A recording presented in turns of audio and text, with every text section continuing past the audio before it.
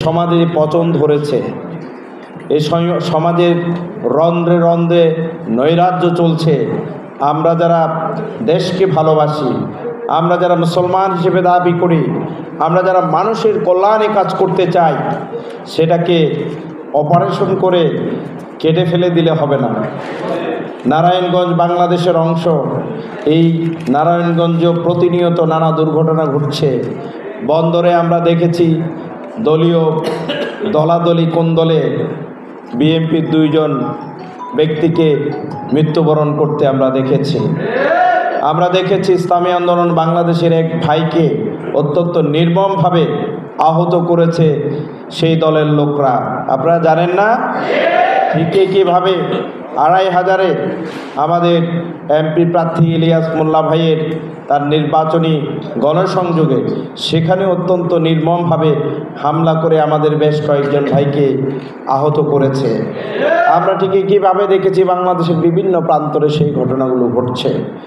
আমি রাজনৈতিক বন্ধুপ্রতিম সংগঠন হিসেবে সকল দলের প্রতি আহ্বান জানাচ্ছি, একদিকে মধুর মধুর অমীয় বাণী, সাম্যের বাণী, ঐক্যের বাণী, রাষ্ট্র গঠনের বক্তব্য, সুন্দর সোনার বাংলাদেশ গঠনের জন্য আমরা পরিকল্পনার কথা বলবো।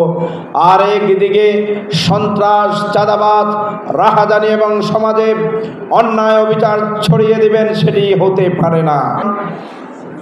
রাজনৈতিক দল হিসেবে আমাদের উচিত নয় আরেক রাজনৈতিক দল তাদের রাজনৈতিক কর্মকাণ্ড পরিচালনা করবে, আর আপনি আরেকটি রাজনৈতিক দল হয়ে সেখানে অন্য দলের রাজনৈতিক কর্মকাণ্ড বন্ধ করবেন। এই সুযোগ, এই স্বাধীনতা, এই সুযোগ, এই অত্যাচারী মনোভাবের এই সুযোগ স্পর্ধা আপনার মধ্যে থাকা উচিত নয়। প্রিয় ভাইরা আমার, এই জুলুম অত্যাচার শেষ হচ্ছে না। 36শে জুলাইয়ের পর আমরা মনে করেছিলাম বাংলাদেশে আর কোনো অবিচার ঘটবে না, আর কোনো অন্যায় ঘটবে না।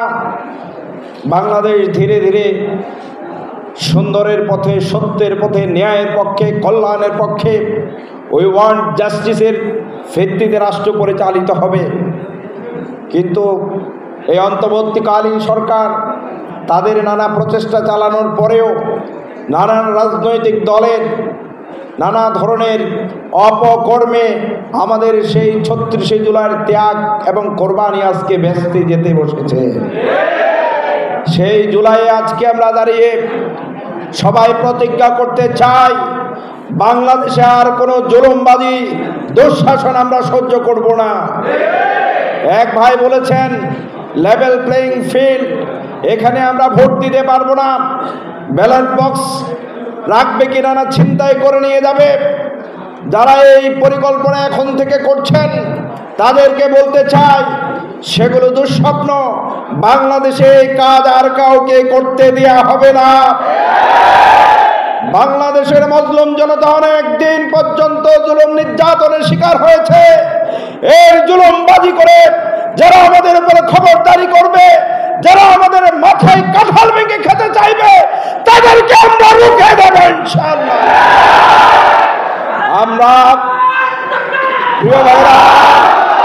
আমরা বলতে চাই,